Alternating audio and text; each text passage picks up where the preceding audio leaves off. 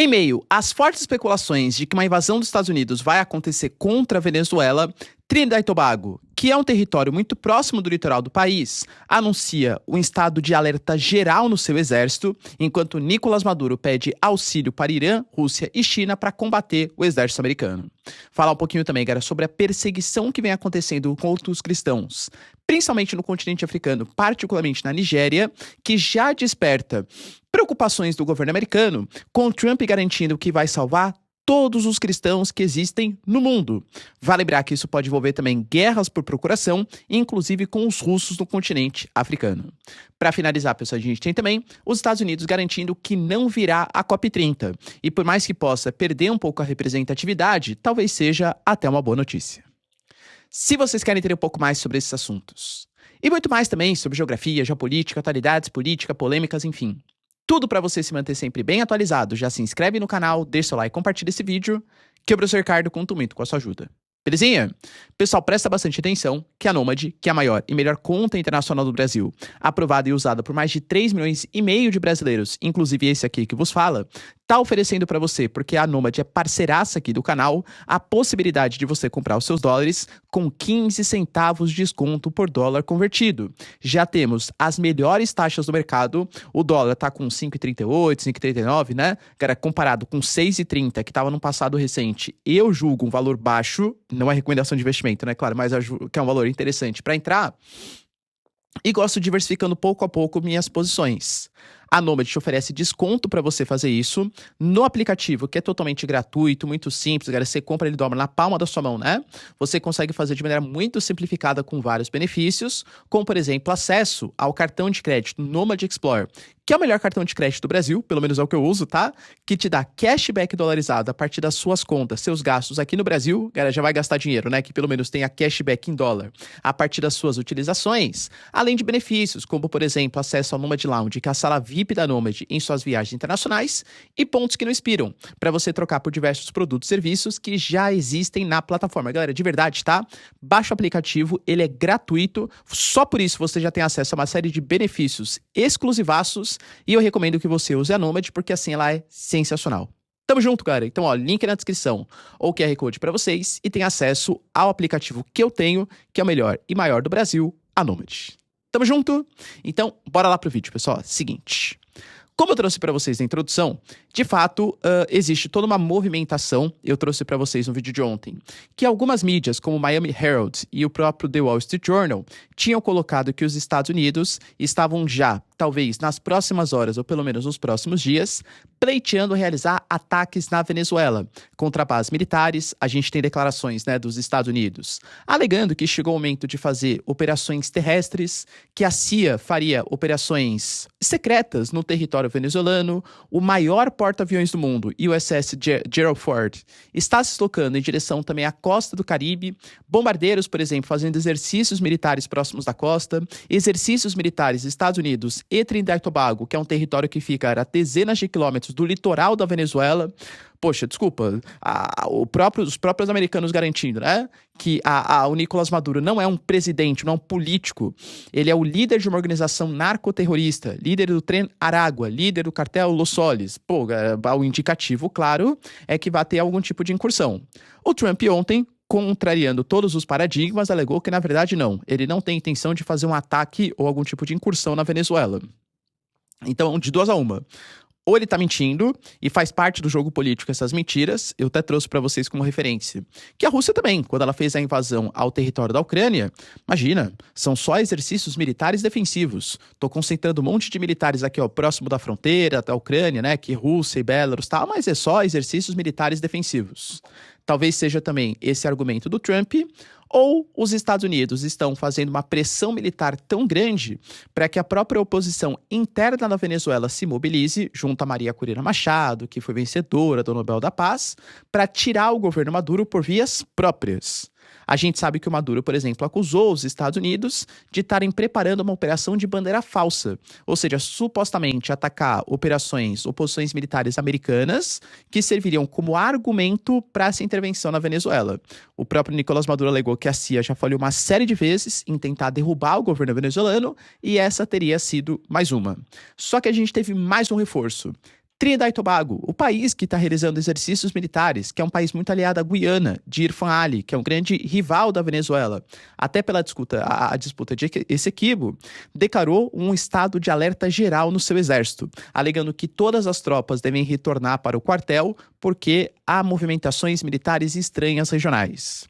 As informações do exército dão conta, recomenda-se fortemente a todos que façam os arranjos necessários com as suas famílias e os preparativos pessoais necessários também para o seu confinamento. Ou seja, dando indício, cara, que algum tipo de movimentação importante pode acontecer na região do Caribe em um futuro próximo. Além disso, o Nicolás Maduro, além de ter convocado a sua milícia bolivariana, ter destacado, uma série de equipamentos, armamentos na própria mão da população, agora convocou a ajuda de Rússia, China e também do Irã, alegando que precisa de posições ali de radares, inclusive fornecimento de alguns mísseis, para conseguir combater os americanos. A gente sabe que a Venezuela tem um gasto militar baixíssimo frente aos Estados Unidos, claro, não tem um mínimo de comparação, e a Venezuela, por incrível que pareça, já foi uma grande potência militar, pelo menos regional, no início dos anos 2000. Vale lembrar, galera, que em 99, quando a gente tem a ascensão do Hugo Chávez ele era um militar de uma ala mais nacionalista. A gente já falou algumas vezes aqui no canal, né? Tentou dar um golpe na década de 90, o golpe ele foi mal sucedido, ele foi preso. Depois, quando Carlos Andrés Pérez foi destituído, sofreu impeachment, ele saiu da prisão, o Hugo Chávez, e foi visto como um líder nacionalista, militar, heróico e tal, por ter lutado contra os processos de privatização da década de 90, até se eleger em 99 como presidente do país. E uma das coisas que ele mais fez foi investir de fato no setor militar. Então a Venezuela se destacou muito no começo dos anos 2000. Só que convenhamos, cara, que faz tempo isso. E com as sanções, com a crise econômica, os equipamentos militares venezuelanos, além de terem muito menor gasto, que os Estados Unidos com toda certeza, eles estão muito sucateados. Esse é o fato. Então há preocupações e por conta disso o pedido de ajuda. A questão é, será que vai ter essa ajuda destinada ao Nicolás Maduro? Aguardar as cenas dos próximos capítulos. Além disso, cara, outra notícia que movimentou bastante está na preocupação do governo Trump com os cristãos principalmente no continente africano. O processo de... Cara, de novo, tá? Não é uma mentira. Talvez ele não exista no Brasil, né? Mas assim, se a gente falar, por exemplo, no Oriente Médio, alguns países, no continente africano, em vários países, inclusive...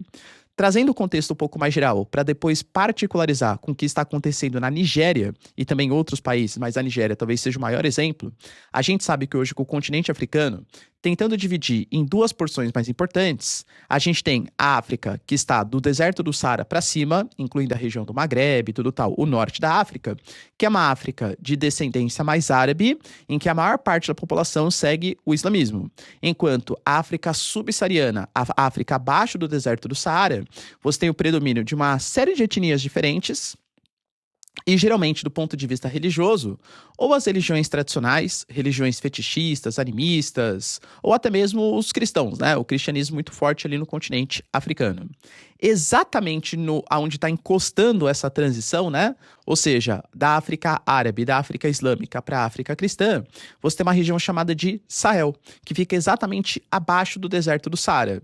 E os conflitos que ali existem, sejam por questões econômicas, seja por conta de problemas ambientais, a gente sabe que a região do Sahel, do ponto de vista natural, é uma região de clima semiárido e que as populações, geralmente, elas são mais pobres, né? Tem menos acesso à tecnologia e tal.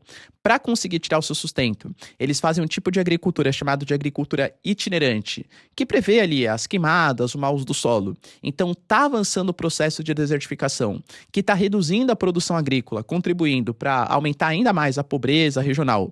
E claro que isso vai gerando insatisfações, isso vai gerando conflitos. E também temos conflitos religiosos, ou seja, conflitos étnicos, conflitos econômicos, conflitos políticos e também conflitos religiosos. Talvez um dos casos mais emblemáticos seja o caso do Sudão, por exemplo. O Sudão, em 2011, ele se separou em Sudão e o Sudão do Sul.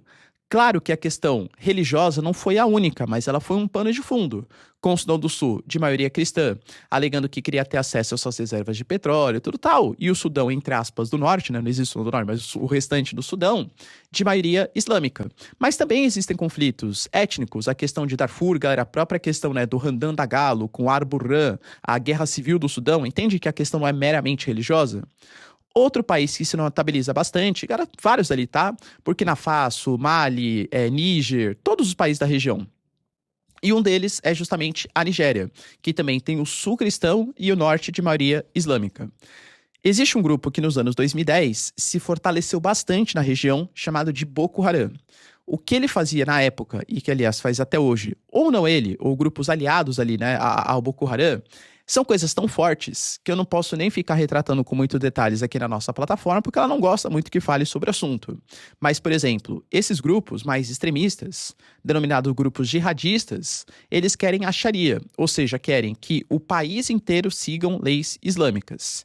E o Boko Haram, que tinha esse princípio, ele, por exemplo, pegava áreas de celebrações cristãs, fechava todos os cristãos e tacava fogo, por exemplo, na igreja, ou enfim, né, onde estava tendo a celebração cristã. Um dos casos mais emblemáticos, sequestraram garotas cristãs em vilas ali, né, escolas no sul da Nigéria, acabaram tendo relações forçadas, né, sabe o que eu tô falando com essas garotas, várias vieram a óbito, algumas engravidaram, e eles até deixaram marcas físicas no corpo, para mostrar que as garotas já tinham sido usadas pelo Boko Haram, entende? Então, claro que esse extremismo, ele existe contra os cristãos na Nigéria e em vários países. Inclusive a alegação que os franceses, os americanos faziam de instalar bases militares nesses países, eles alegavam que eles só estavam ali para tentar ajudar os governos locais a manter uma estabilidade política e para combater os grupos jihadistas. Fato é que nos últimos anos, a gente também falando bastante aqui sobre isso, ocorreram uma série de revoluções. Revoluções nacionalistas, golpes militares, uma coisa não anula necessariamente a outra. Esses grupos, esses golpes militares, essas revoluções nacionalistas, visaram afastar a influência dos Estados Unidos e principalmente da França, fechando bases militares, tirando a influência dos Estados Unidos, e não dá para ser inocente. Contou com muito apoio dos russos. O grupo Wagner, o principal grupo paramilitar, está em vários países da região. Você via protestos, por exemplo, Níger, Burkina Faso, no Mali, a galera gritando Putin, a galera com bandeirinha da Rússia. Por quê, galera? Porque, óbvio, contou com o poder dos russos ali, né? Talvez a figura mais emblemática, que para quem gosta de geopolítica, principalmente do continente africano, conheça, é justamente a figura do Ibrahim Traoré, que hoje é o líder de Burkina Faso, que tem discursos muito fortes anticolonialistas. Falando, né, que a Rússia ajudou no processo de independência, que os franceses e americanos exploravam demais a região, tiravam os recursos naturais e não ofereciam nada em troca. Hoje, quando você pega os chineses, russos, não que eles sejam bonzinhos, mas eles oferecem contratos, uma relação muito mais ganha-ganha. Vocês sabem, né, galera? Para quem acompanha aqui o canal, sabe que eu sou muito pragmático, não tem bonzinho na geopolítica internacional. Nem Rússia, nem China, nem mesmo Estados Unidos e Ocidente. Mas fato é que várias bases militares que alegavam que estavam combatendo esse movimento jihadista, que inclusive também perseguia os cristãos, eles saíram. Talvez, segundo a alegação dos Estados Unidos, isso tenha sido um dos motivos que esses grupos estão voltando a se fortalecer, inclusive na Nigéria. O Trump colocou que para os congressistas, ele denominou dois, o Raleigh Moore e o Tom Cole, para que examinem imediatamente essa questão e apresentem um relatório. Quando cristãos ou qualquer outro grupo semelhante é massacrado, como o que está acontecendo com a Nigéria, algo precisa ser feito. E alegou, inclusive, que os Estados Unidos está totalmente pronto, não ficará de braços cruzados e que vai salvar a nossa grande população cristã ao redor do mundo. Qual que é a grande questão que se coloca, né? Quando ele fala que cristãos estão sendo perseguidos, é verdade, mas cuidado para a gente não generalizar o processo. Esses grupos, eles não representam a totalidade da população islâmica, são grupos minoritários. Por exemplo, quando a gente pega o próprio Boko Haram, vocês entendem que o Boko Haram, ele persegue cristãos e persegue também islâmicos moderados. Por quê? Porque se você segue um princípio do islamismo, que é a sua religião, mas você não acredita que ela deve ser definitiva para a formação de um governo, você também vai ser perseguido. Pessoas totalitárias, pessoas radicais, pessoas fundamentalistas, existem em todas as religiões. Esse fundamentalismo islâmico, claro que ele deve ser combatido, ainda mais esse aqui prega violência, né? Com toda certeza, tá? Só que tem que tomar cuidado com os reais objetivos. Eu sempre desconfio de todas as nações. Vocês acham realmente que o Trump ele está muito preocupado com os cristãos que existem na Nigéria? Ou que a Rússia estava muito preocupado com a autodeterminação dos povos africanos porque estavam sendo explorados pelos franceses? Para, né, galera? É óbvio que tem interesses geopolíticos regionais. Eu vejo, tá? O Ocidente muito preocupado com uma crescente influência dos russos do ponto de vista político e dos chineses do ponto de vista econômico, a China, por exemplo, ontem anunciando que vai oferecer 100% de incentivos fiscais, né? Ou seja, vai baixar as barreiras alfandegárias para 0% para incentivar um livre comércio com os chineses, o Road and Belt, a nova Rota da Seda, desenvolvendo ferrovias, rodovias, portos, infraestruturas, em troca de recursos minerais, parcerias geopolíticas, até bases militares, por exemplo, no caso do Djibouti, base militar chinesa. Então, eu vejo isso com uma certa preocupação de que uma guerra de procuração possa acontecer com um pretexto religioso. Ou seja, o Trump alegando que quer salvar os cristãos na Nigéria e em outros países do Sahel, queira derrubar governos que sejam mais favoráveis aos russos ou aos chineses para a instalação de governos mais pró-Ocidente. De fato, a perseguição contra os cristãos existe, não só contra os cristãos, mas também contra islâmicos mais moderados ou outras religiões que não queiram a implementação da Sharia, e é um fato de preocupação, deve ser combatido. A minha preocupação, como coloco para vocês, é até que ponto são legítimos os interesses americanos e da Rússia e da China de realmente preservar a democracia e a paz regional. E para finalizar, pessoal, uma notícia importante: os Estados Unidos confirmaram que não vão mandar nenhum tipo de representante para a COP30. O que, claro, é uma notícia negativa do ponto de vista de peso de representação política. A gente sabe que o Brasil está liderando a COP30 em Belém e vai colocar que o principal objetivo é o repasse de verbas para que países em desenvolvimento recebam dinheiro dos países desenvolvidos, até em meio ao crédito de carbono, ao que está sendo devido, né, lá do protocolo de Kyoto. E os Estados Unidos hoje são o segundo país que mais emitem gás carbônico para a atmosfera. Só são superados pelos chineses. Mas a China é o país hoje que mais investe em fontes limpas e alternativas. E a China, ela está, pelo menos aparentemente, né, politicamente, mais comprometida com a transição energética, com pautas ambientais, do que os Estados Unidos, do que o governo Trump. Então, claro, que não ter os Estados Unidos pesa no sentido negativo de uma falta de representatividade. Isso pode puxar outros países. A Argentina, por exemplo, também não confirmou ainda a sua presença na COP30, mas pode ser até positivo por um outro lado. Por quê? Se os americanos aqui viessem com o Trump saindo do Acordo de Paris, alegando que não existem, né, essas questões relacionadas ao clima, vocês acham que eles iam vir aqui para falar super bem, né, da COP30? Não, realmente a gente destaca muito a importância de fazer financiamentos de projetos de energia limpa. Acho que não, né? Seria muito possivelmente para talvez até tentar promover um boicote à COP30 e dar discursos contrários à organização. Então o Brasil viu com uma certa situação de alívio a participação ou a não participação dos Estados Unidos na cúpula em Belém.